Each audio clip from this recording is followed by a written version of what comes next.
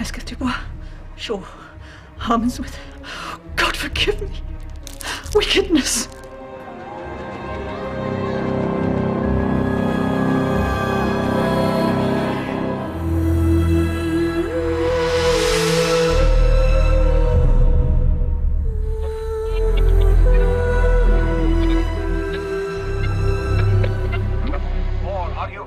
Man may question.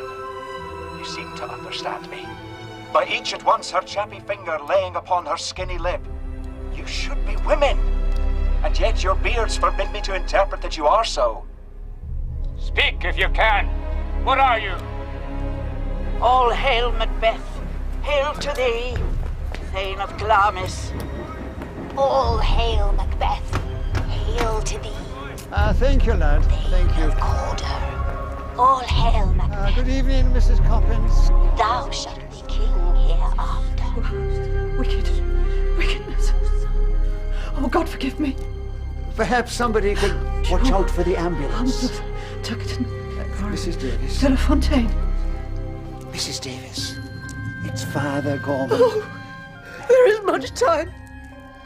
Wickedness. Such wickedness. I can't die like this. I must confess. Parkinson. Est-ce que tu bois? Shaw. Harmonsworth. Tuckerton. Stopped. It must be stopped. I'll do everything that's necessary. Mrs. Davis?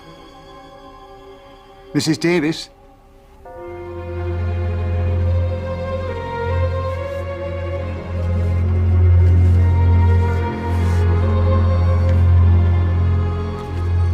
Is she? She's at peace. The ambulance is here. Still bleeding late as usual. Now o'er the one-half world nature seems dead, and wicked dreams abuse the curtained sleep. Witchcraft celebrates pale Hecate's offerings, and withered murder, alarmed by his sentinel, the wolf, whose howls his watch, thus with his stealthy pace, with Tarquin's ravishing strides towards his design, moves Like a ghost. Thou sure and firm set earth, hear not my steps, which way they walk, for fear thy very stones prate of my whereabout, and take the present horror from the time which now sits with it, whilst I threat he lives.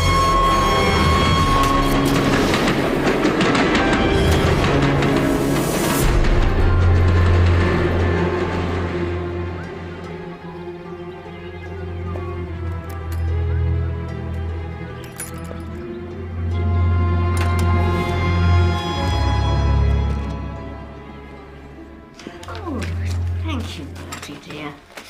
That does look good. You've got a letter. Yes, so I see. London W2. Where's that? Paddington, I believe. Is it from a secret admirer? Hardly. Father Gorman's a man of the cloth, dear. So I hardly think it. Then the following for safekeeping. How very strange. What's Rev 68, miss? It isn't done to read other people's correspondence, you know. No, miss. But what's it mean? Well, it's the Book of Revelation, chapter 6, verse 8. And I looked, and behold a pale horse, and his name that sat on him was Death, and hell followed with him. Don't like the sound of that. Well, it's the Bible, dear. I'm not sure you're meant to. Oh, good morning, miss. Thank you, Billy, dear.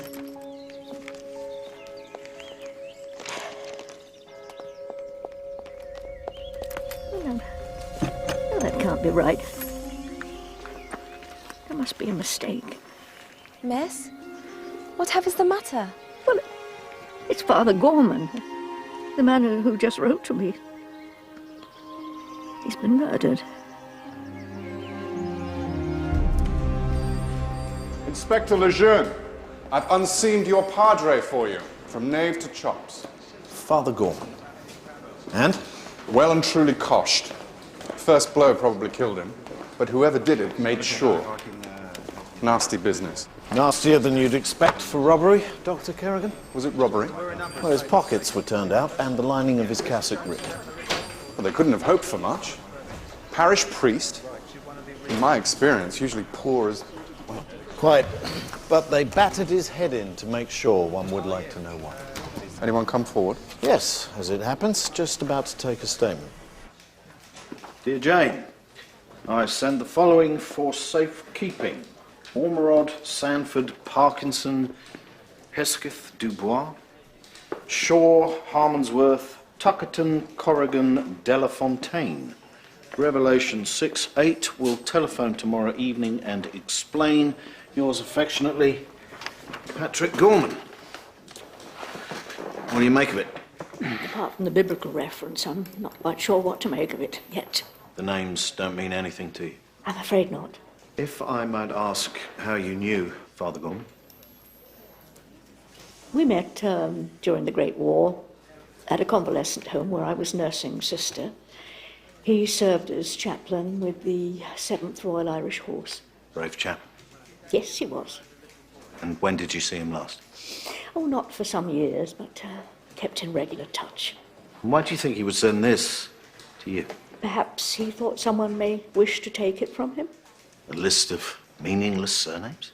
They meant something to Father Gorman, and presumably to someone else.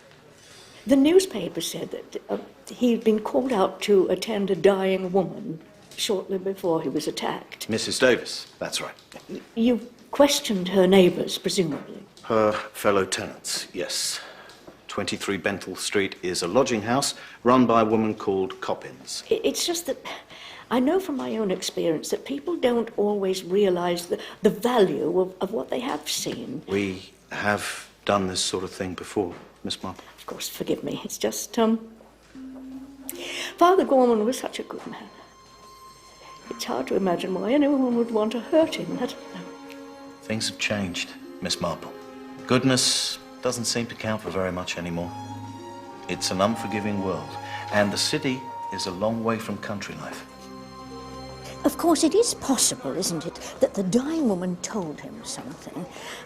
Perhaps he had to get those names down on paper as soon as he could, before he forgot them. Well, anything's possible, of course. It's what makes my job so interesting.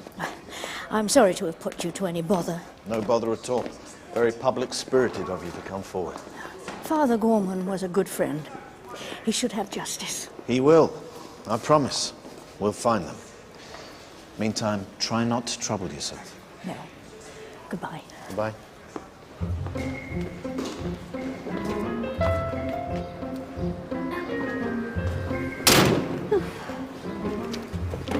The officer said Paddington Station, ma'am. Yes, thank you.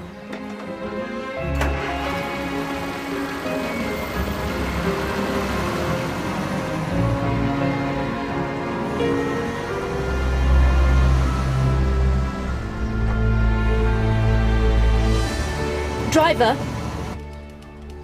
She was all right Monday week. She was all right when the gas man come on the Tuesday. She was all right on wash day. Then, that's right, she come down with the flu. I told her to rest up. Well, she would go out. It settled on her lungs. Well, what did she do, Mrs. Davis? Oh, till about a month ago. I think it was customer relations. Or research, or some such.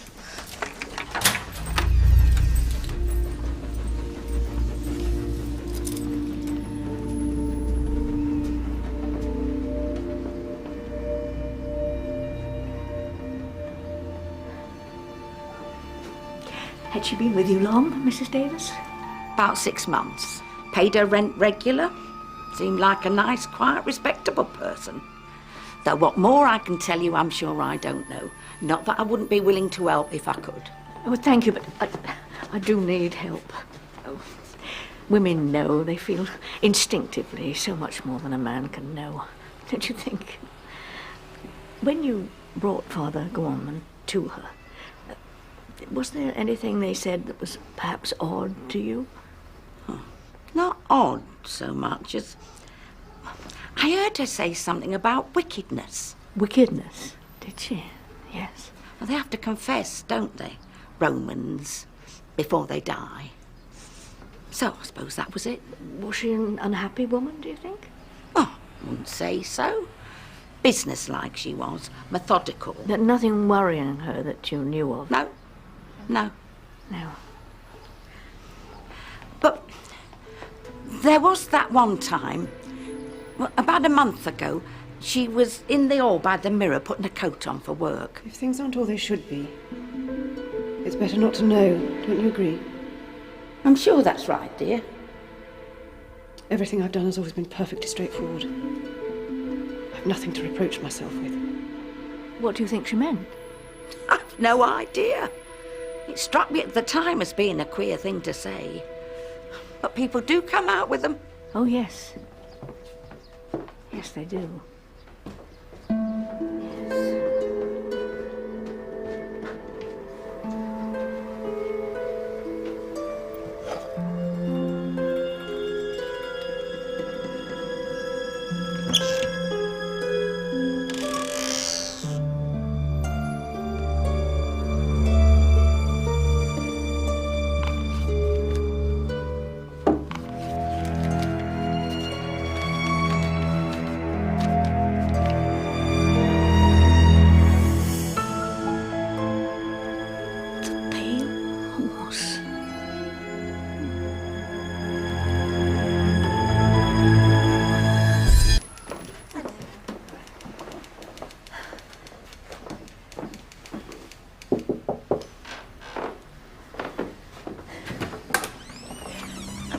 Mr. Osborne? Yes? Jane Marple, I wonder if I might bother you for a moment. Mrs. Coppin said that you were waiting in the street for the ambulance that attended to Mrs. Davis. That's right. Jolly cold it was, too. Were you a friend of Mrs. Davis? Thank you. No, Father Gorman. The priest who... Oh, I see. Yes, of course. My condolences. Yeah, thank you. I wondered, perhaps had you seen anyone loitering about, watching the house? Well, I did see someone. Oh? He was tall, about 50-ish, wore his hair rather long underneath his trilby. Oh, he had a sort of half-moon scar about here. Oh, yes. He struck a match, you see, to light a cigarette. That's when I noticed. What was he doing? Just standing on a corner, smoking. Then the ambulance arrived, and I'm afraid I got rather caught up in all that. Did you tell the police? I did mention it to the constable. Not that he paid it much mind. They seem to think it's a straightforward case, Father Gorman. Robbery. Yes, they do, don't they? You don't? Well, you see, on the night he died, Father Gorman sent me a letter. He did? Just a list of names for the most part. Well, I shan't keep you any more, Mr. Osborne. I've disturbed you enough as it is. Oh, hardly. No, I'm just typing up my sales report for the office. Oh, thank you, Mr. Osborne, thank you. Oh, not at all. If there's anything else I can do. Oh, you know, as a matter of fact, I rather think there is. Ormrod, Sanford, plenty of those. Parkinson, not uncommon. Hesketh du Bois, that's a bit of a mouthful, can't be many of them. Hesketh.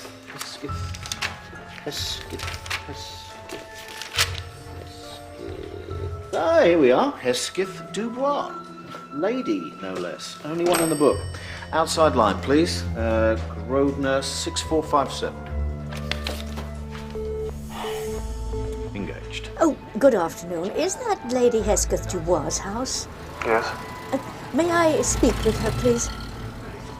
Lady Hesketh Dubois passed away. Oh, I'm sorry. When was that?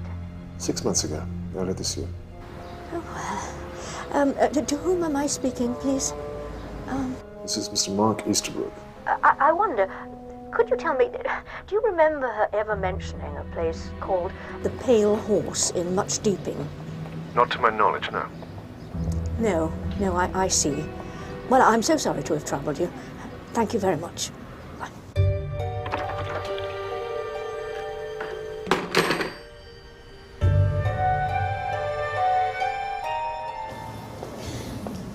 It's such a desolate spot. I shouldn't have brought you here. I asked you to. All the same. No, and thank you for coming with me. I don't think I should have had the courage to come here on my own. Somehow I doubt that. You seem quite brave indeed. I don't know about brave, but one must face things as they are. The truth, however awful, can never be as bad as one's imaginings. Oh, I suppose not.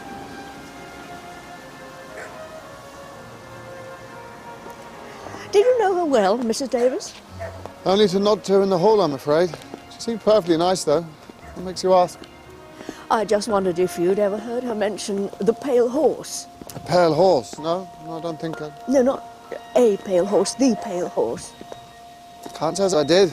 What is it? Well, I believe that it's a little hotel or inn of some kind in a little village called Much Deeping in Hampshire.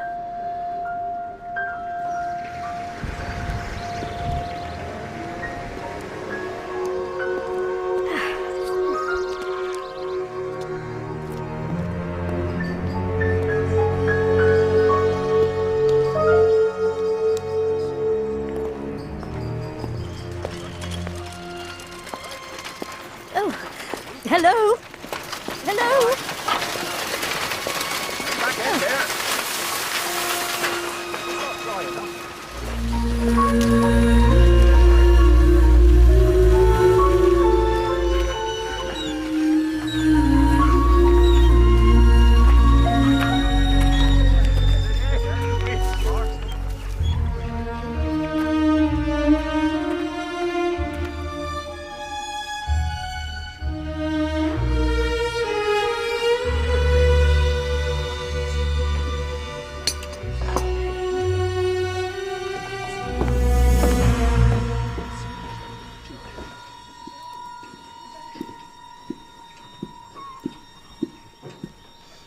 Staying with us long, Ms.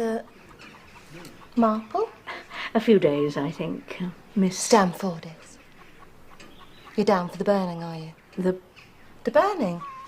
Well, each year the village celebrates the witch trials, 1664. It does tend to draw the crowds. Ghouls. I can't say I approve, but it helps keep us afloat. Thurza Grey, proprietrix of the Pale Horse. Jane Marple, how do you do? Room 5, please, Sybil. Bella will take your luggage.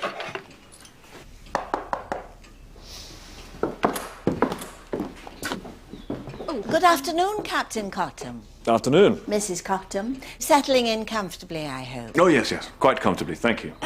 Your cleaner, Bella, isn't it? Well, she came in yesterday to do the room.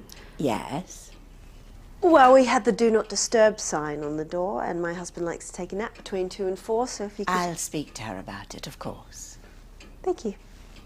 See, only have to ask. Captain and Mrs. Cottam are local residents, rather awfully. They had a fire last week. Oh, dear. Yes, I see. How unfortunate. Yes, so they're staying here with their housekeeper, Mrs. Harsnett, until their place is repaired. Mm-hmm. We're giving them a rate, of course.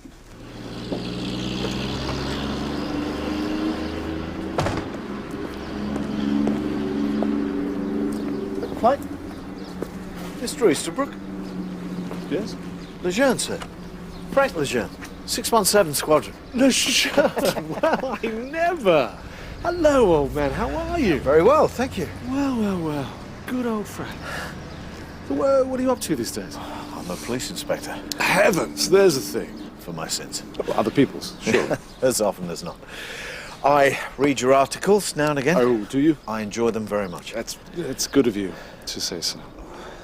Probably too late to say now, but I was very sorry about your wife. Thanks, that was...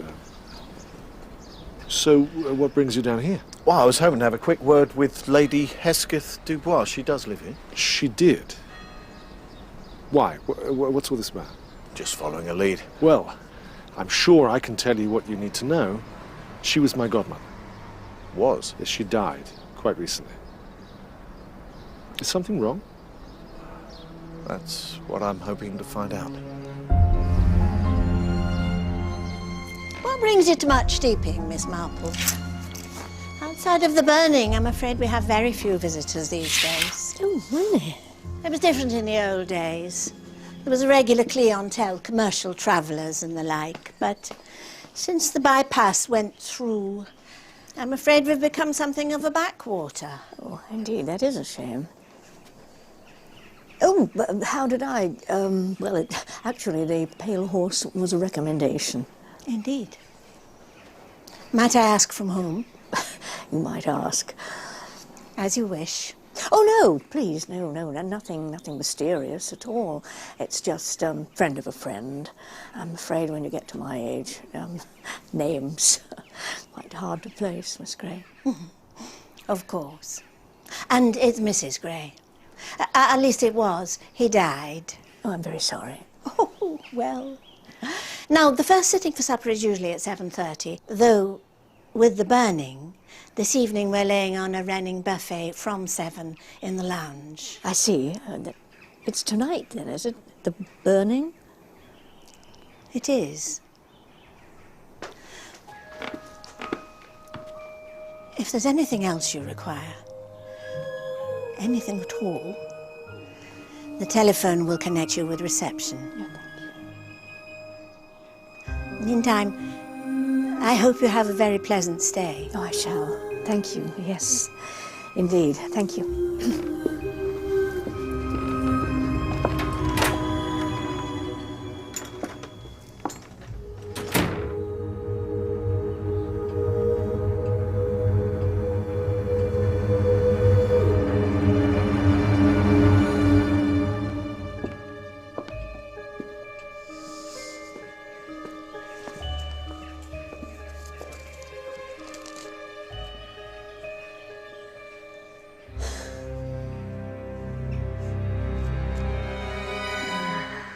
Hesketh Dubois, deceased.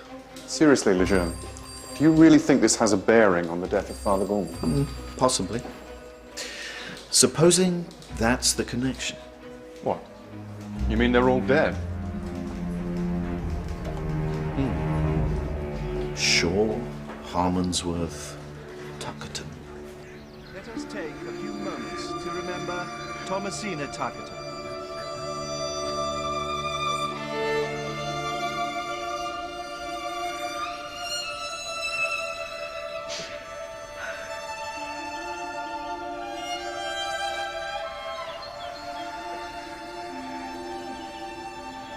Mrs. Tuckerton! Where were you, Mrs. Tuckerton? She needed you. I tried to track you down. Stop it, Ginger. You're not family, and this is none of your business. Mrs. Tuckerton!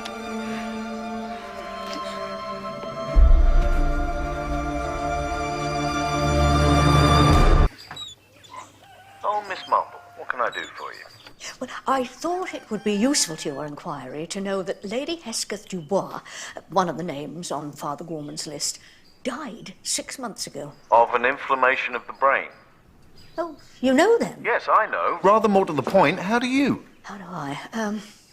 Oh, I telephoned our house yesterday and I spoke to a man called Mr. Easterbrook. Mark Easterbrook, her godson. Oh, you've seen him then? Yes, I've seen him. I know him, actually. Well, knew him. He was one of the best.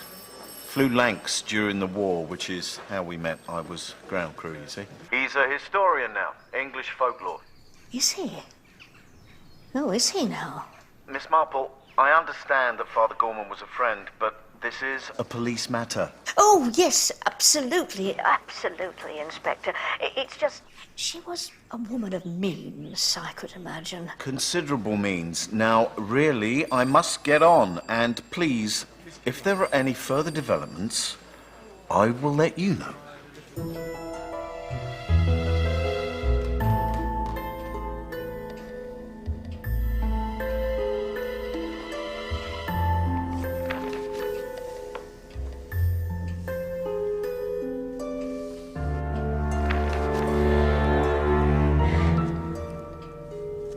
Sanford, 12th of September. Tuckerton?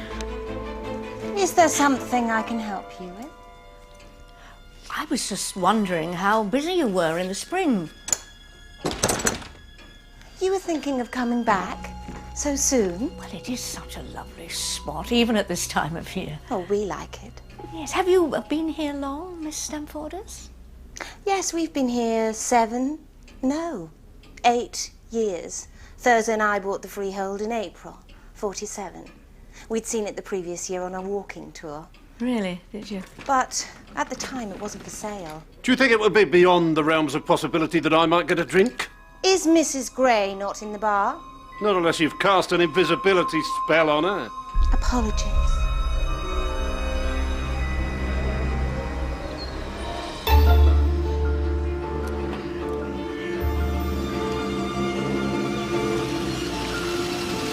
Hello. Need some help? Is this the way to much deeping? I hope so, Miss, Corrigan. Ginger Corrigan. Mark Easterwood. I need to get to the Pale Horse. Me too. Would you care for a lift? Yes.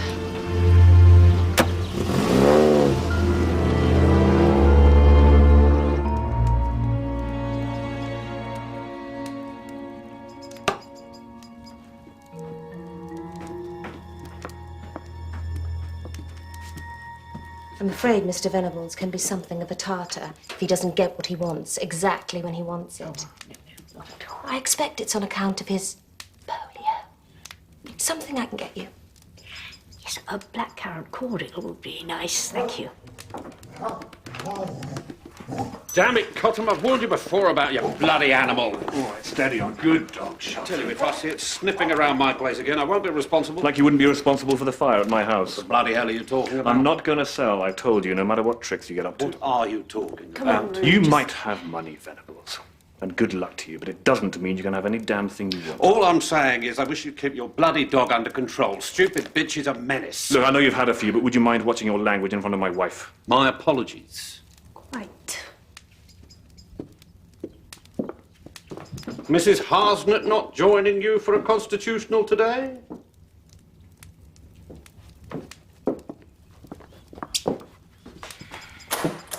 Sorry, never a dull moment. Oh, you were going to tell me about how you and Mrs. Gray came to the Pale Horse. It was a bad winter. The village had been cut off by snow. And the landlord's wife. Yes. He'd been called to Market Basin, you see, the landlord. Had he? Yes, yes, I see. Found her at the bottom of the stairs. A fall, they said. Though I should think it was the cold that did for her in the end. How terrible. All that time in the dark. And the pain. Well, a broken pelvis. You can imagine. The cold seeping into her. But come the thaw, he put the place on the market. And here you are. Yes.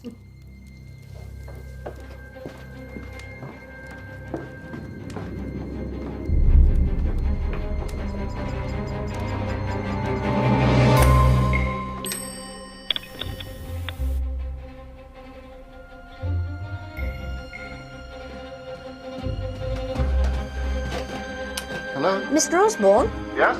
Jane Marple. Ah, Miss Marple. You well? Yes, very well, thank you. It really is the most extraordinary place. Oh, did you find what you're looking for? No, nothing yet. But there is someone in the village I'd very much like you to see.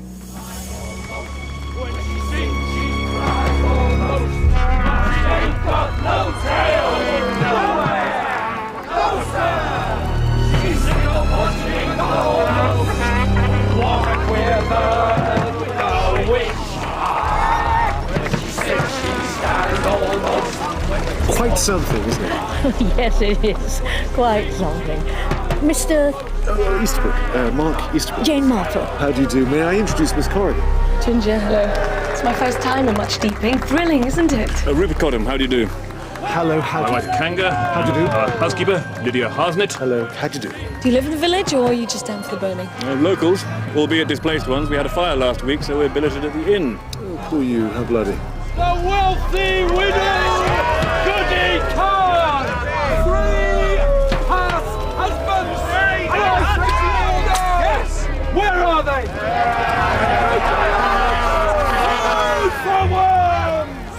Didn't quite catch what it is you do, Mr. Easterbrook. Oh, I'm a historian. I'm down here researching the witch trials, Wincanton, Stoke Trista, and so forth. Have you anything to say? I'm innocent. And we say to you...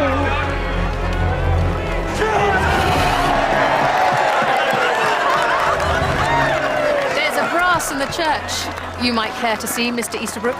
Paid for by the villagers in remembrance of Goody Khan. Mrs. Harsden's late husband was vicar of our little parish, made something of a study of it all, I believe. Who's Goody Khan?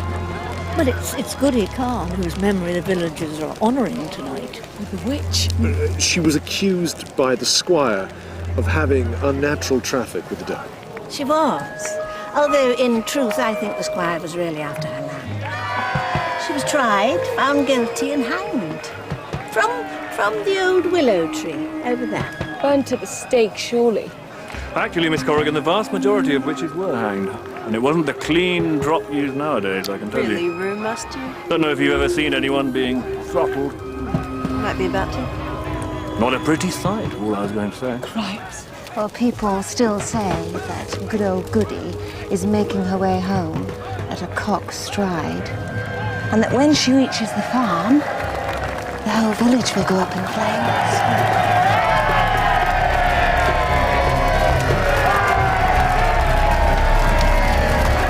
To be honest, I've seen enough fire in the last 2 weeks to last me a lifetime. So, the same with you, I'd like to go inside or do something I regret.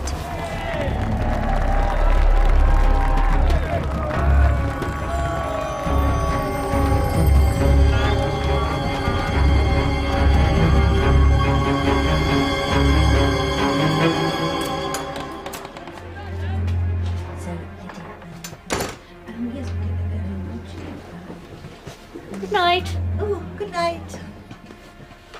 Mrs. Gray. Yes? I've remembered now who it was recommended the pale horse. A Miss Tuckerton, would it be? Mrs. Tuckerton? Yes, I'm sure that's what the name was. Ah. Well, good night then. Good night. Oh, Miss Marple, I wonder, I'm due to call on Roger Venables tomorrow for lunch. Perhaps you'd like to join me? Oh, Mr. Venables, You'd be doing me a favour. He can be a crusty old devil. But my husband was fond of him, and I'm trying to carry on his good work. Make him part of our little community, as it were. Oh, in that case, yes, of course, I'll be delighted. Hurrah!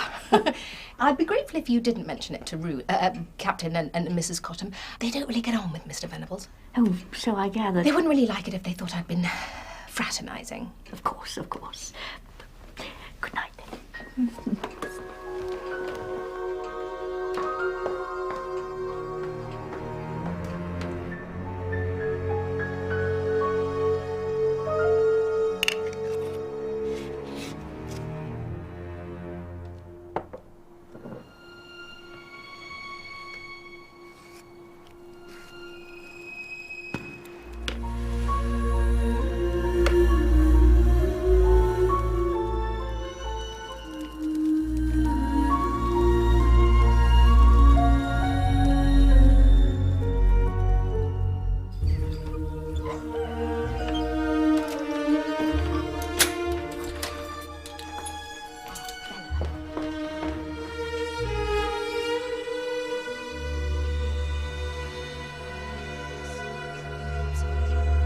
Good morning, Mrs. Gray.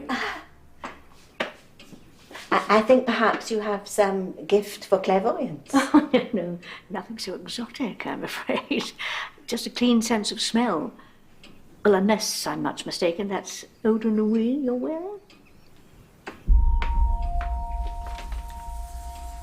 I hope you'll forgive me, but I had the idea, Bella had it too, that you might need us. Need you, Mrs. Gray? Sybil thinks you came here to find us. She's seldom at fault. And why would I want to find you? That I do not know, yet. But I shall. Rely on it.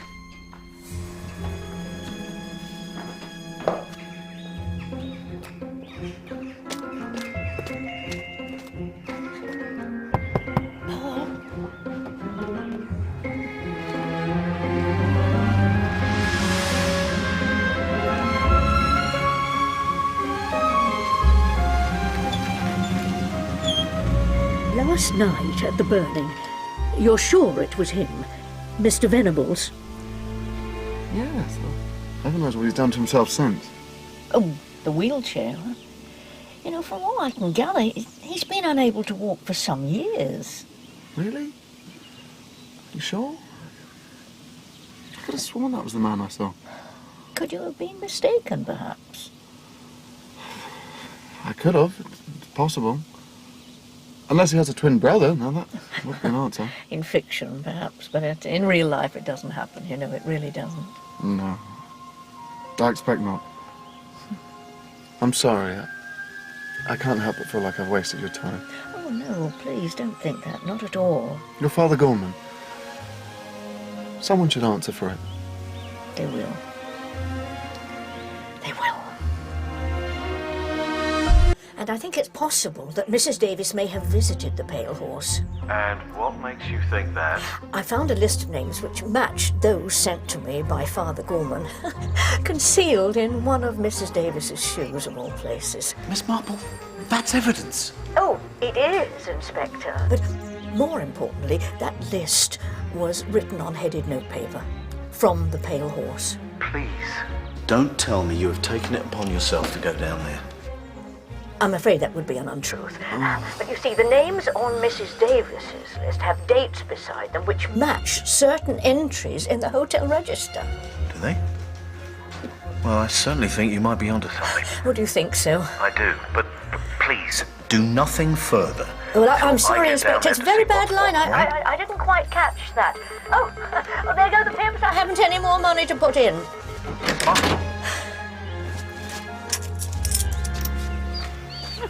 Good morning. That's just gone. Ringworm. Frightfully catching. I don't want the other dogs getting it. Oh, no.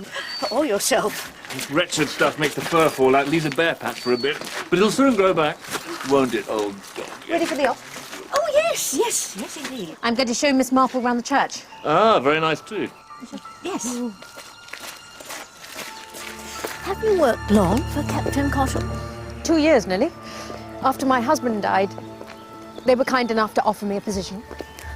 Your husband was vicar here, I understand. Yes, he was. Yes, Philip had been a missionary, you see, in West Africa. Malaria. Weakened his heart, I think. Over the years, last attack wasn't strong enough to... No, I am sorry. I hope you don't mind, but I've asked Miss Corrigan to join us. No, not at all. Good morning, Miss Corrigan. Oh, do call me Ginger. Everyone does. Good Lord, Mr. Venables must be rolling in money. Yes, and no one really knows where it came from. He's quite the mystery man. Travelled the world, you know. So, it seems a supreme irony that I should have emerged unscathed from some of the most disease-ridden corners of the globe, only to contract polio in my own rather dull little country. Eastbourne, Lido, 1949. God rot the place and all who live there. Tell me, Mr. Venables, why did you come to live in Much Deeping, so far away from everything? Do you have friends here? No. I came to this part of the world precisely because I knew no one here. Did you? Yes, well, I see. Yet for all that, I find I'm now on the tourist trail, a site of historic local interest, along with the burning and those monsters up at the Pale Horse. Monsters, Mr. Venables? You know what they say, two's company, three's a coven. It seems a little harsh. I know the Sambas finds them useful, Mrs. Harsnett, but in my opinion they should be driven out, with pitchforks and burning brands, if needs be. What they're up to in that place?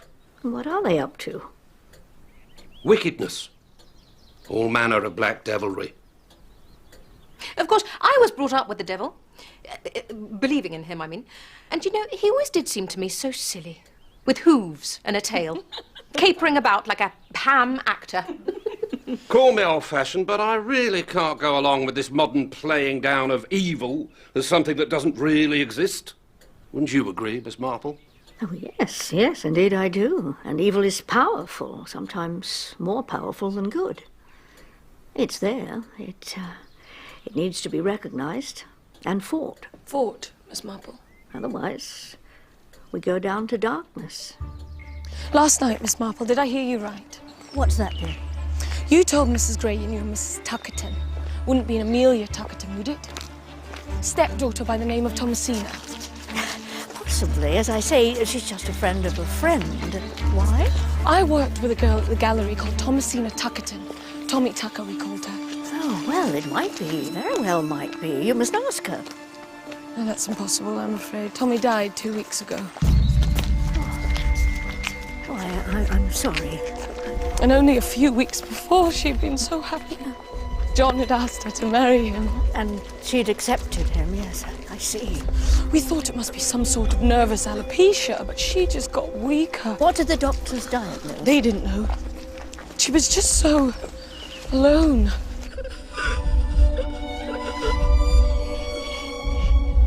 Her stepmother was on a cruise, so there was only me and John to look after her. And then, in the end, only me.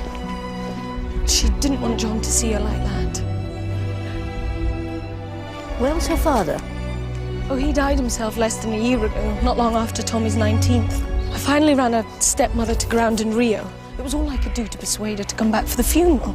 There was bad blood between them. She said John was only after Tommy's money.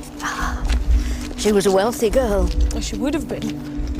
Her father left her a fortune to be held in trust until Tommy was 21, or until she married. Yes, that is so often the way.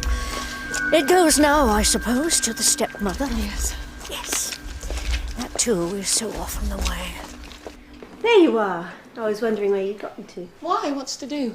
Well, Mrs. Gray's showing Mr. Easterbrook some of her books, and as a consequence, we've been invited to tea in her sanctum sanctorum. Apparently, it's in the old courthouse where Goody Khan was tried.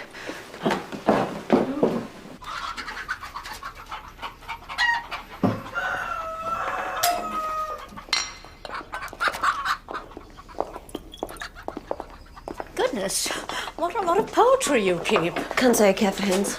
Mostly cockerels, they be. Table birds? Them's useful to us. Whatever they are, I don't like them. Damn things look at you as if they know what you're thinking. Perhaps they do, Mrs. Cotton. I mean, this is interesting. Oh.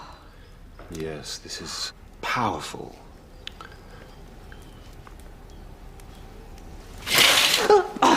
Honestly, Thurza, I do wish sometimes you'd knock. I'm surprised you didn't divine my presence, Sybil dear. Mrs. Gray, you really do have some wonders here. An original Malleus Maleficorum and this, Grimoire Sadokismus Triumphatus. Very rare indeed. Oh, it's so nice to meet someone who admires one's treasures. So it's the Sweet seances then, is it? Ah, that plain and forthright voice for which the Antipodes is so rightly renowned. You're well informed, Mrs. Cottam. Someone must have been talking. In a village, I find everyone knows one's business far better than one does oneself. I'm sure the three of us enjoy a splendid, sinister reputation. Done all you want. Yes, thank you, Bella. That'll be all. Give it here. I'm sure someone will have told you. Bella is the local witch. Really? Yes, she has certain powers, though not as great as those that Sybil enjoys. Well, I have always been attracted to the occult. Even as a child, I realized I had unusual powers. Did you, really? Well. Automatic writing came quite naturally to me. I didn't even know what it was. I'd just sit there with a pencil in my hand, not have a clue what was happening. Automatic writing. Now, the difference between that and mindless scribbling is... Interpretation. Ah, yes, of course. You don't believe any of this, do you, Miss Marple? But you do, don't you? I don't believe, Miss Marple. I know. Why else have people come through the ages to the necromancer and the witch doctor? There are only two things people want badly enough to risk damnation. The love potion and the cup of death. Ah. So simple, isn't it? Love and death. The love potion to win the man you want. A draught to be taken at the full of the moon. Recite the names of the devils. Draw patterns on the floor. All window dressing. The truth, of course. The aphrodisiac in the draught. And the cup of death? Untraceable poisons, perhaps? Poisons, childish stuff. There are new horizons, Miss Marple. The mind. Knowledge of what it can do and what it can be made to do. Made to do? Influence your subject to commit suicide, is that it? No. The psychologists have shown us the way. The desire for death. It's there in everyone. And that desire can be stimulated. You don't need to kill your victim. All you need to do is will him to death. Can you do it?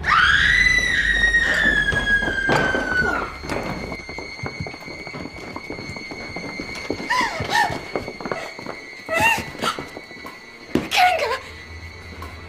Oh my God! Lydia, what is it?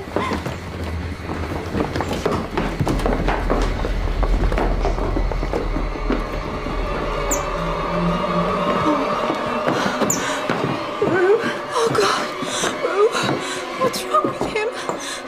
What happened here? Oh, my Rue, darling.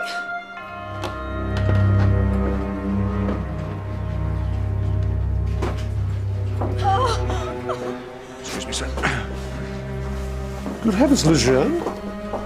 What are you doing here? With you in a moment. When I got back from lunch with Mr. Venables, Rue had... Oh. Captain Cottam had already retired. It was his custom to take a siesta at that time of an afternoon. I took him a cup of tea at 4 o'clock. Yes, around then. And, that's when I found him.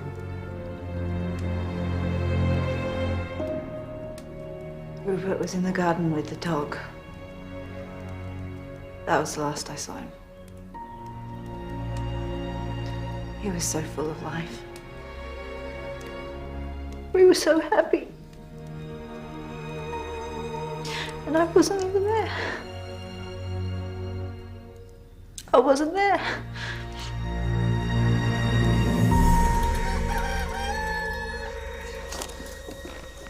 Hello. Oh, hello. Thought you might like this. Oh, thank you. You've been seen? Yes. Though what the police think, I can tell them. There's no suggestion there are any suspicious circumstances. Not so far as I know. I've been meaning to ask. How was it you heard about the Pale Horse? It's my field. English folklore. Yes, of course. What's your interest? Oh, just bad old curiosity. I'm not sure I believe that for a moment. In fact, you strike me as the sort of young woman who's never had an idle thought in her head. I'll take that as a compliment. You should.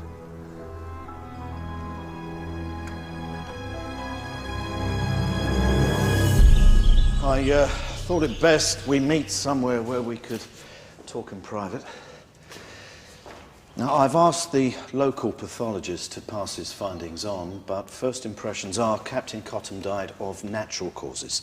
Natural causes? His heart.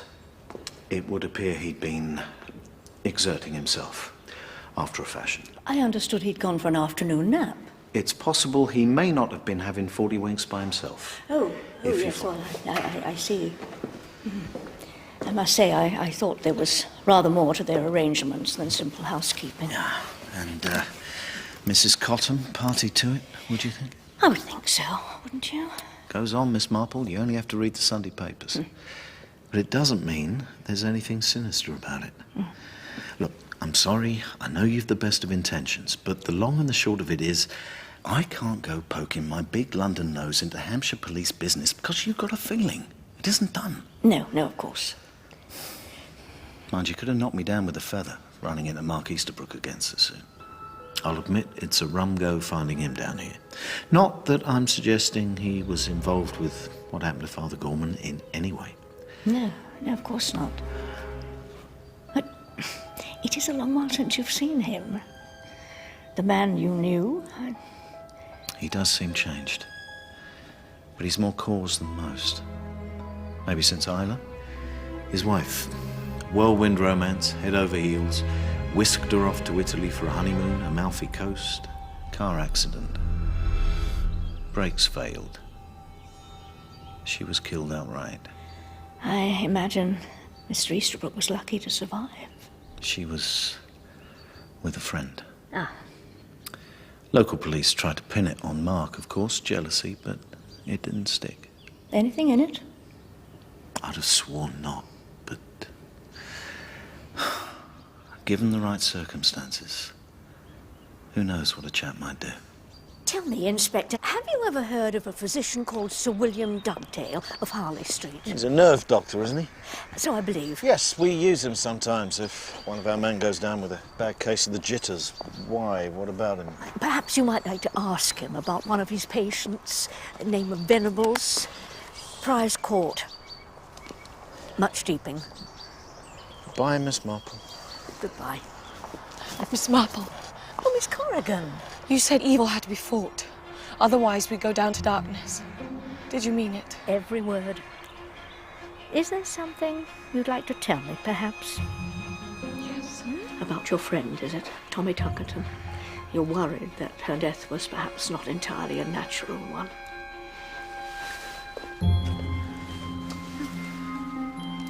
C.R. Bradley. I found it at Tommy Tuckerton's house. Her stepmother had it. That's what led me here. Charing Cross 6502. Have you tried to contact Mr. Bradley? I'm ashamed to say I was afraid to, on my own. Well, there's two of us now. Two of us? Yes, you see, I too lost a friend, a very dear friend. His name was Father Gorman. And somehow the Pale Horse, perhaps with the help of Mr. Bradley, is at the heart of it. And now with Captain Cotham's murder. Murder? I thought a heart seizure. Oh, no, my dear. He was murdered, I'm quite sure of it. But why and by whom? We'll get to the bottom of it. I know we will. Oh, yes. But we must beware. For even while we are hunting him, I fear he may well be hunting us. Please be careful, Miss Marple. Don't worry. I'll be back from London tomorrow. See you then.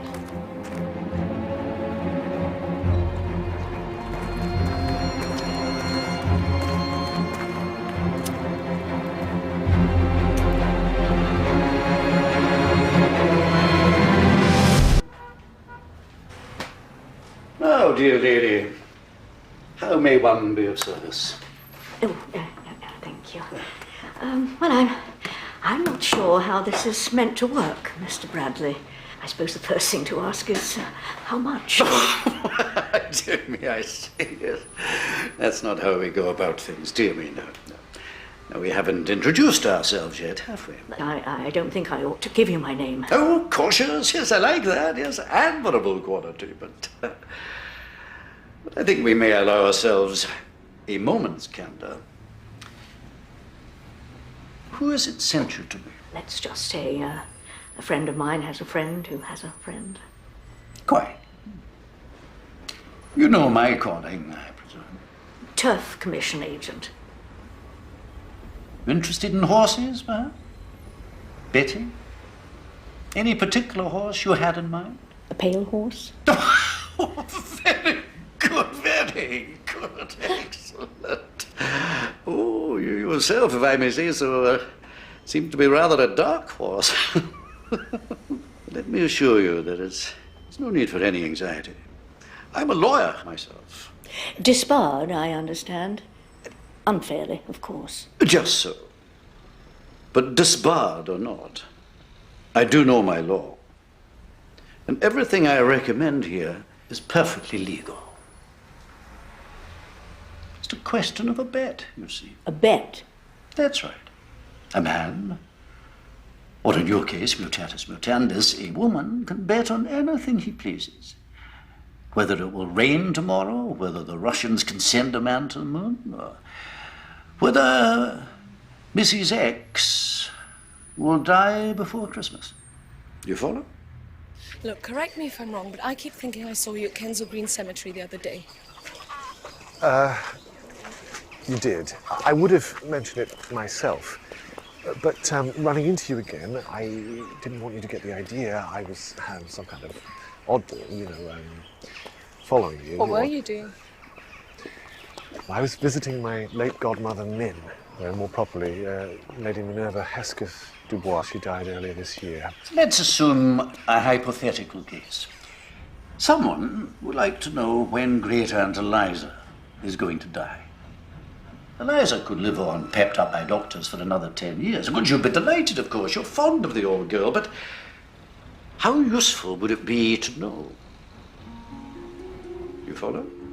Oh, yes. And that's when yours truly comes in. You bet me a certain sum that Aunt Eliza will be hale and hearty until Christmas. I bet that she won't. There's nothing against that, is there?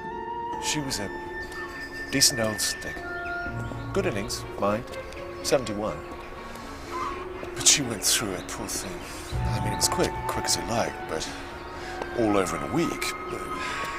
You wouldn't let a dog suffer like that. She wasted away to skin and bone. Her hair. Her hair? Well, just came out. Clumps. Dignity. You know, for a woman especially, crowning glory when all's said and done. No matter how old you are. You were fond of her? Yes. Yes, I suppose I was, rather. She was always there when things got bad. Did they get bad often? Once. Very.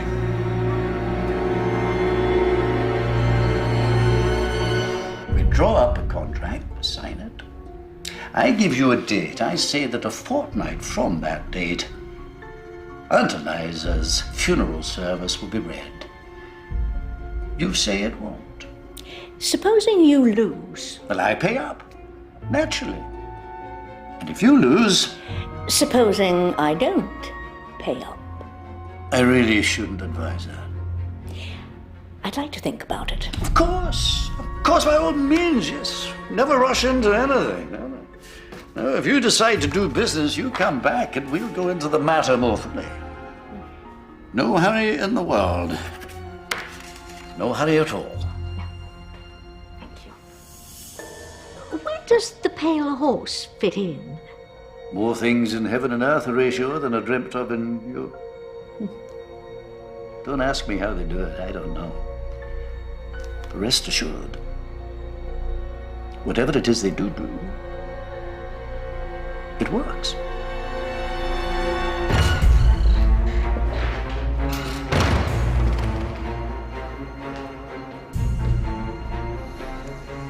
Bradley, eh? I should have known. Caused us no end of trouble over the years. But he's a slippery customer. Knows every legal dodge in the book, somehow always stays just the right side of the line. But we were talking about murder, organised murder. That's partly what I can't square. Bradley's a wrong 'un, but something like that. Chance of having his neck stretched. I'd have said that was right off his beat. Yes, I agree with you, Inspector. Mr. Bradley's involvement begins and ends with the financial transaction. He's a go-between, nothing more. Oh, and I did hear back from Sir William Dugdale, the nerve chap you asked me to get hold of. No go, I'm afraid. Venables has as much chance of walking as I have of flying. You know, Inspector, despite all the evidence to the contrary, I think it would still be worth one's while to keep an eye on Mr. Venables.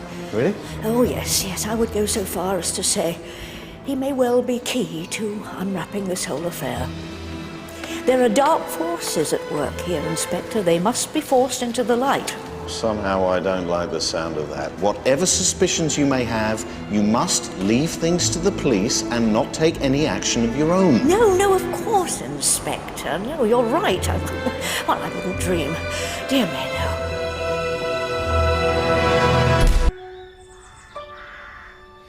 According to the tale I put on Bradley, he left yesterday in his lunch hour to deliver a letter to an office on the other side of town. And the place looked derelict, but we've run it down. Registered offices of Customer Reactions Classified. Some sort of market research outfit. The Registrar of Companies lists the director as an Ian Morris Noon, with an E. Oh, well, it would be, wouldn't it? I mean, it's a front, obviously. But Ian Morris Noon. I am Noon. I am no one. Or I'm number one, both, probably. Well, a man's got a sense of humour, then. And it would seem to confirm your instinct that Bradley's just the middleman. Forgive me, but wasn't there some mention of consumer reactions with regard to Mrs. Davis? Yes, but the neighbours say that no one's been near nor by the office in months. You really think that Pale Horse is connected? Don't you? It's a big jump from putting on scare shows for the gullible to actual murder. All these people who died, presumably somebody profited by their deaths. Oh, yes. Lady Hesketh Dubois left about 50,000. Niece and nephew inherit. Both could do with the money, but both were abroad when she fell ill. Thomasina Tuckerton, her father left a very large fortune, but since she died unmarried before the age of 21... It reverts to her stepmother. And it's pretty much the same story with the whole list. Yes. I think it's time we spoke to Miss Corrigan. Why?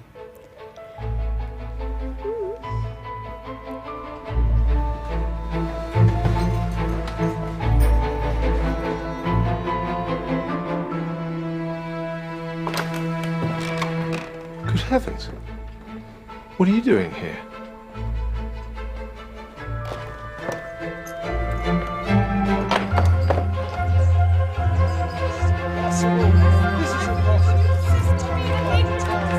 Asking the same question. And time after time, I give you the same answer. Every time Be you reasonable, you little fool. Every For God's sake. For God's sake, woman. You take it! I cannot handle anymore! You will pay for that.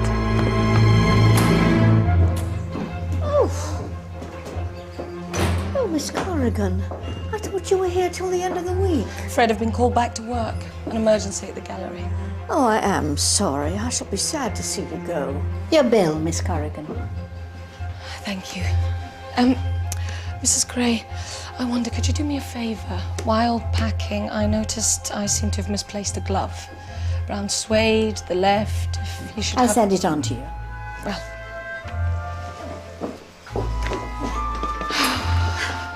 Goodbye, then. Bye-bye. Goodbye. Safe journey. Oh. Miss Marple.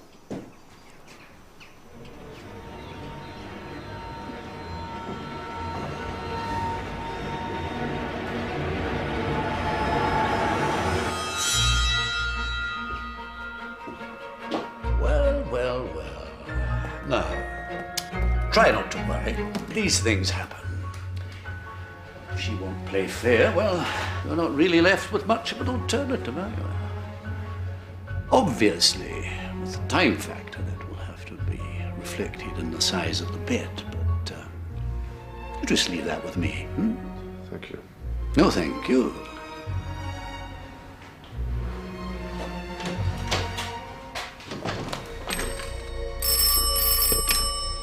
The Pale Horse? Oh. Tonight?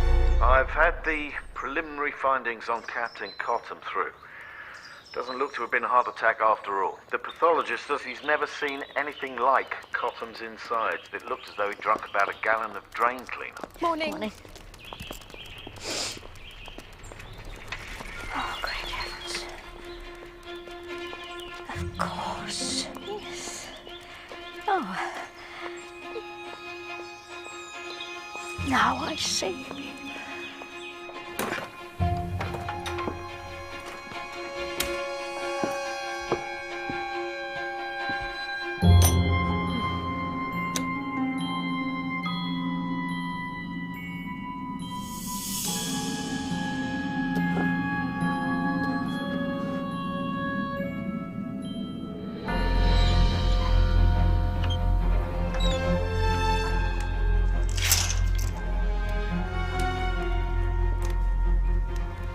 Once the invocation is completed, there can be no going back.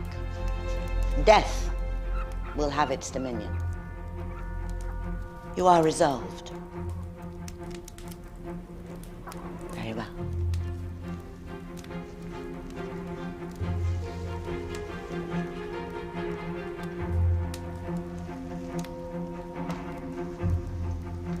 You have brought what you were instructed to bring? Yes. It belongs No, no. No names.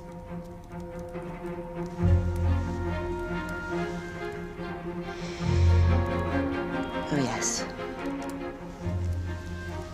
This is most suitable.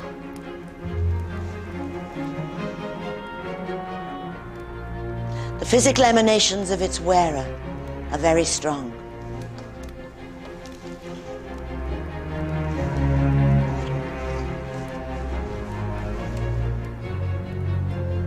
Sybil, we're ready for you.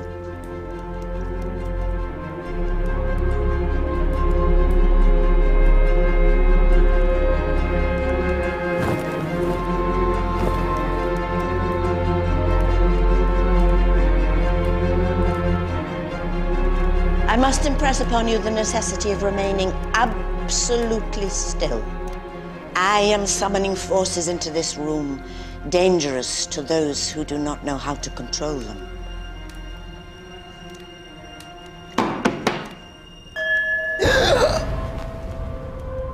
I am here.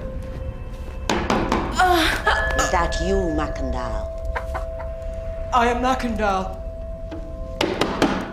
Are you prepared, Macandal, to submit to my desire? I am. The dead must be sent to cause death. It shall be so.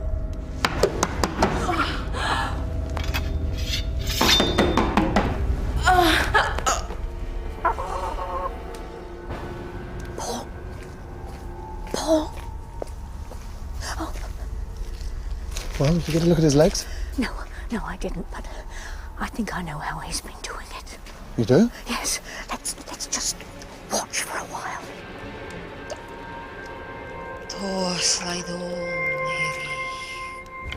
Maravors, which wert in heaven, hallowed be thy name. Our Father, which wert in heaven, hallowed be thy name.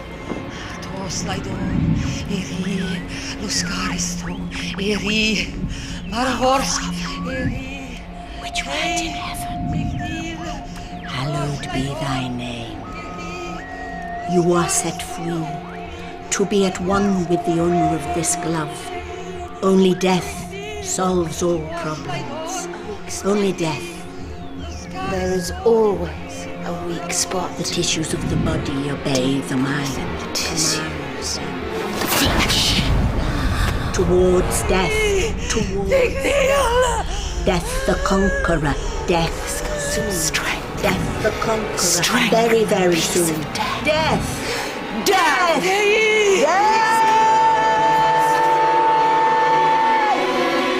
What if he had a twin brother, you said? Rather foolishly, and to my everlasting shame, I dismissed it as belonging to fiction. But you got me thinking. After all, what better cover for a murderer than a man confined to a wheelchair? I don't understand. How did he manage to fool the doctors? I mean, he really does have a twin. Oh, no. Nothing like that. But just suppose Mr. Venables had made contact with a genuine polio case. Someone in poor circumstances to whom he made a proposition. Look. Oh, look. Just as I thought. Well. Brilliant, Miss Marple. You see? It's the genuine sufferer passing himself off as Mr. Venables, who visits the Harley Street specialist to be examined. And there you are. As far as the world is concerned, Mr. Venables is a hopeless invalid, while in truth, he's able to come and go as he pleases. I thought there had to be an answer of some sort, but do you think it's enough? I mean, it's just my word. Well, we'll have to see what Inspector Lejeune says, but I suspect we may yet have to make a little magic of our own in order to expose him.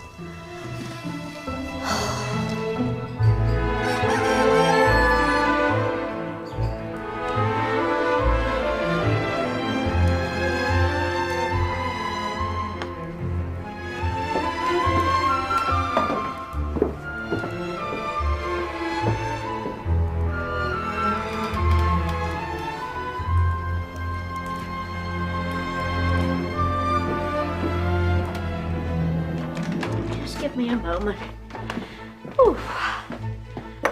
There. Okay. Oh. I think I must be molting. Are you sure you're up to this, Miss Marple? Well, you know, I think I might be coming down with a cold, but I'm not going to let it stand in my way. There. Now, are we for the off? Inspector, I think I'd like to know what the hell is going on. You come in here, you commandeer my hotel. It's a damned outrage. Actually, Mr. Venables, I believe there's a matter on which you might be able to assist us. Really? And what might that be? On the 5th of March, a parish priest by the name of Father Gorman was murdered in Westbourne Street, Paddington. Is that so? I must confess, now the moment's here, I'm more than a little nervous. I must admit, I'm somewhat apprehensive myself. My only regret is I wish I could be there to see the look on his face. Yes, but we must follow Inspector Lejeune's advice. You're our star witness. Only you can identify him. And if this is to work, we must time your entrance to maximum effect. You see, Father Gorman had been called out that particular evening to attend the deathbed of a Mrs. Davis. She had become unwittingly entangled in a criminal organisation which specialised in the removal of unwanted persons for a substantial fee. These removals were ostensibly brought about by what might be called psychological means, so the victim dies a perfectly natural death. Do you really believe that? The headquarters of this organisation is said to be a place called the Pale Horse. Further Gray's nonsense. You really believe she spouts some mumbo-jumbo and as a result somebody dies? Oh no, Mr. Venables. Cause of death is much simpler than that. Thallium poisoning. What did you say? Poisoning by thallium salts. Only the killer was at pains to disguise that fact. And what better method than a pseudo-scientific psychological setup, full of modern jargon and reinforced by old superstitions? Thallium salts is I don't think I've heard of that one. No, it's extensively used as rat poison, and more specifically for animals with ringworm. Odourless, tasteless, it's obtained quite easily.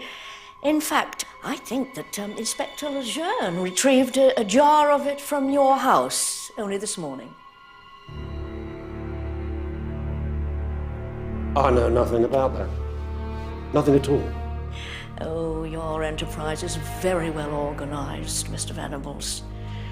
Financial details arranged by a debarred solicitor, name of Bradley. Mr. Bradley has an office in town, and prospective clients who want rid of a wealthy relative for their own gain visit him there and do business. Well, that is to say, there is a bet made on whether someone will die within a stated period. When Mr. Bradley wins his bet, the money has to be paid over quite promptly, or something unpleasant is liable to happen. That's all Mr. Bradley has to do. Make a bet. Simple, isn't it? It would certainly seem so. Oh, it is so, Mr. Venables. For barring the depositing of certain monies, together with the name of the intended victim, to a certain address, that's the end of Mr. Bradley's role in the affair. Miss Marple. Thank you, Inspector. The client then comes here to the Pale Horse, where a show is put on by Mrs. Gray and her friends, which usually impresses in the way it's meant to. I hope you're not suggesting that I'm involved in all this. Oh, no, not at all. Well, not in the actual killing, although that's certainly the impression you like to give, Mrs. Gray, isn't it? Cat got your tongue, Mrs. Gray? I thought as much. For all that you enjoy letting people think you really do have power over life and death, like Bradley, your involvement was merely so much pantomime. Pantomime? Financially rewarding, no doubt, but pantomime all the same.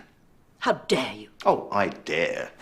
You see, this whole rigmarole you lay on down here is simply part of the murderer's grand design. It's a failsafe. Like Bradley, another way of keeping the real killer at one remove from everybody else. And if anyone should go to the police with wild tales of murder being committed by black magic, well, we'd as soon phone the funny farm as Scotland Yard. You mean people really have died? Oh my God. We didn't know. Tell them, Thurza. We didn't even know who it was we were meant to be cursing. Well, not their names. And there was never any money involved. Tell them, Thurza. Oh, for God's sake, Sybil. How else do you think we've kept afloat since the bypass went through? Do you think all of this just pays for itself?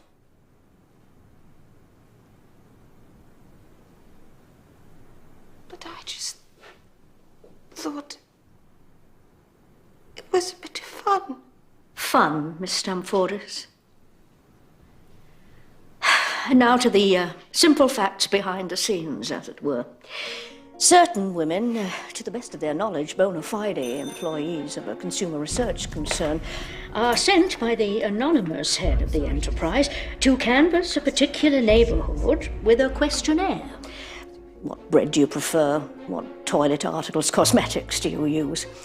And so to the last step, the only action performed by the mysterious head of the enterprise himself.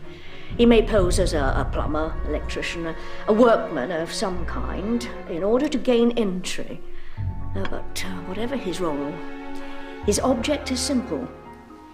Replacing an article he knows by means of the consumer research questionnaire that his victim uses with a poisoned substitute, which sooner or later does its deadly work. The victim falls ill, a doctor is called, but sees no reason to imagine anything untoward. You see, but for the hair loss, thallium poisoning looks like nothing more than a natural death. You see the beauty of this scheme, Mr. Venables? The only person who knows what the head of the organization actually does is the head of the organization himself. There is no one to give him away. No one to give him away? What utter tosh. What about Bradley? What about the witches? Neither Mr. Bradley nor anyone at the Pale Horse so much as even know his name, never mind what he looks like. You see, that's the key to the whole operation. Mr. Bradley's handsomely paid, of course, as is Mrs. Gray. But so far as the world is concerned, the man behind it doesn't even exist. So how do you know so much? There's nothing so reliable in court as the testimony of an eyewitness.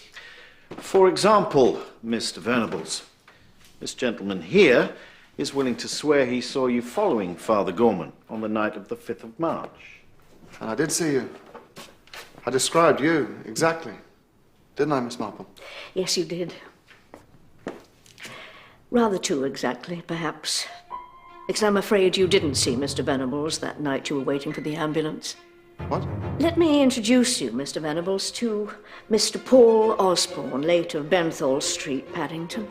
You'll feel a personal interest in him when I tell you that Mr. Osborne, who, like yourself, has been under observation by Inspector Lejeune for quite some time, was unwise enough to plant a jar of thallium salts in your house. Only this morning. No, I didn't. Be quiet. You see, not knowing of your condition, Mr. Osborne amused himself by casting you as the villain of the piece. Miss Marple? And being a very greedy, as well as a very vain and very stupid young man, he refused to admit he'd made a mistake. Worse, he tried to implicate you further by murdering Rupert Cotton. Who should we look to if murder was suspected, other than the man with whom the late captain had such a long-standing and bitter feud? How do you suppose I managed to achieve that? You said yourself that's not how thallium works. Yes, but it wasn't thallium you used on poor Captain Cotton. Oh, no. In the kitchen, Inspector, you will find a jar of dried beetles, Lighter piscatoria of the Melodite family, more commonly known, I believe, as Spanish fly. Crushed to a powder, and in the minutest doses, it has a reputation as a powerful aphrodisiac. Alas, the potion I saw Lydia Harsnet buy from Bella Ellis, as I believe was their long-standing arrangement, was of no such minute dose, but rather one that had been tampered with and prepared to a lethal strength, so that when Captain Cotton drank it, voluntarily, his insides were burnt beyond saving.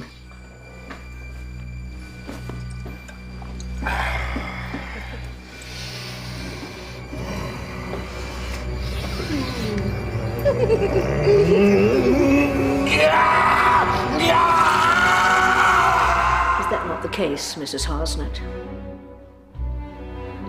Lydia?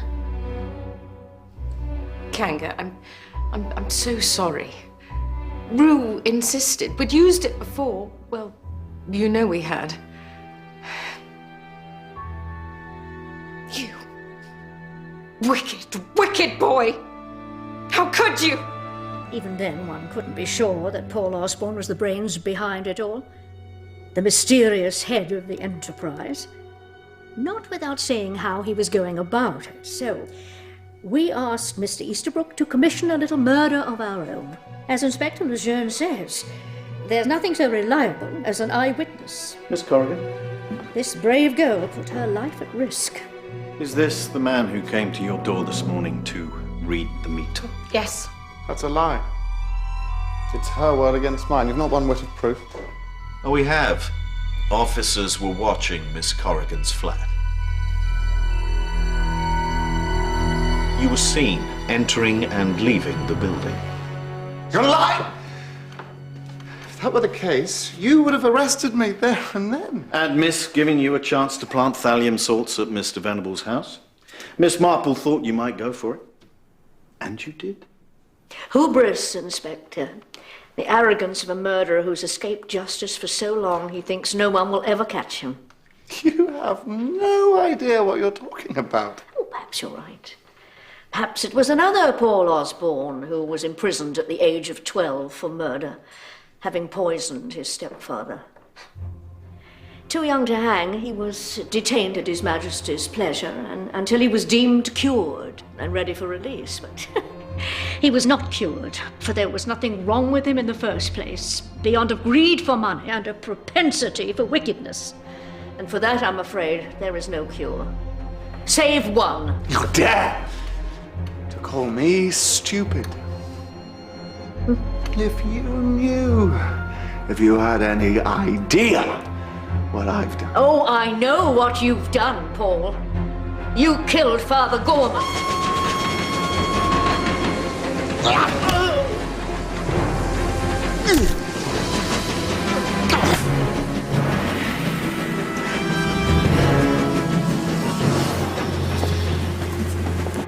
And now I know why. Really? You killed him because you realized Mrs. Davis would have told him what she knew of the Pale Horse. And how do you imagine Mrs. Davis knew about the Pale Horse? Oh, I imagine it began with something as simple as recognizing a client's name in the obituaries column. And once you've seen one, well, I suspect she followed Bradley back from one of his trips to the headquarters of Customer Reactions, consulted him, perhaps much the same as we did, and that's what led her here. And well, you couldn't have that, so you poisoned her. You suspected Mrs. Davis knew the names of all the people you had murdered. Well, you were right. She'd made a list. You think you know it all, don't you? Oh, well, we'll see who has the last laugh. You'll be sorry. I presume by that you're referring to the pot of face cream I keep on the dresser? The one you laced with thallium? Well, fortunately for me, I'm rather set in my ways, and I always keep the labels on my potions turned towards me. It's so much quicker to see what you're looking for. But you're ill. As I said, I think I may well be coming down with a cold. Your hair. Window dressing, Mr. Osborne. As Mrs. Gray will confirm, the trick with magic is always to show the audience exactly what it is they expect to see. Now you see it. Now you don't. You are an interfering old witch. You won't be killing anybody, not where you're going. Get him out!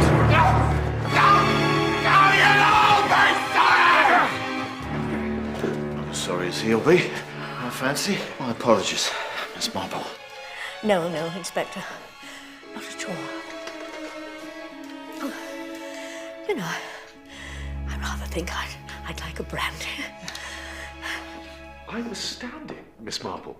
I had my mind firmly set on Mr. Venables. You might have given me a hint. Well, I couldn't afford to give any hints, I'm afraid. One has to play these things very close to one's chest. In truth, we didn't have very much to go on, which is why we staged things the way we did. With Mr. Venables' cooperation, of course. Most fun I've had in years. We had to lead Osborne up the path, then turn on him suddenly and hope to break him down. Look at the clock. Oh. Just as I thought. And it worked. When did you begin to suspect him? Well, it's extraordinarily difficult to make up a description of anybody. Try it. You'll find you're unconsciously describing someone you know or you've seen somewhere.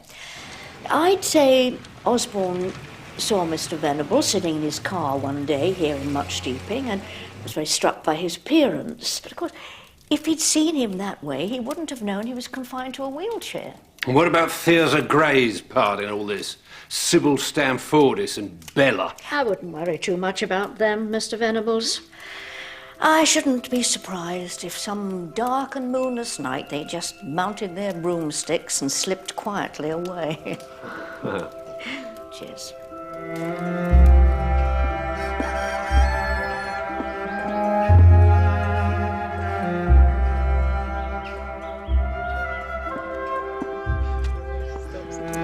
Well, Miss Corrigan, good to see you looking so well. Thank you for everything. If it hadn't been for you. No. It's Father Gorman we should thank, and Mrs. Davis. They set the ball rolling and paid for it with their lives. You gave her justice, Miss Marple, Mrs. Davis, and Tommy Tuckerton, Lady Hesketh Dubois, Father Gorman, all of them. We gave them justice. So thank you, both of you, for agreeing to take part in our little subterfuge. I hear Mr. Easterbrook played his part to perfection. According to Inspector Lejeune, Mr. Bradley still can't believe you were a stooge. He really did think you wanted me out of the way. Oh, I suspect, my dear, that nothing can be further from the truth. Well, I'd better be...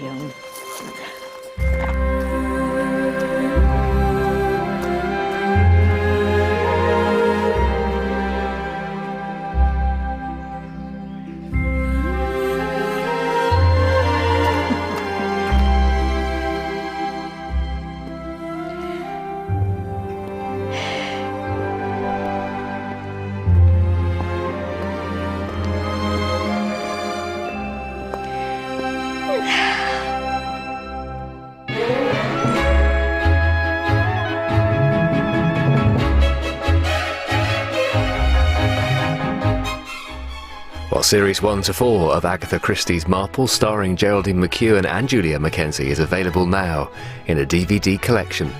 While tomorrow night, after more than 25 years on the air, there's a poignant end in store for the bill, but not everyone is feeling sentimental in the last ever episode, tomorrow at 9.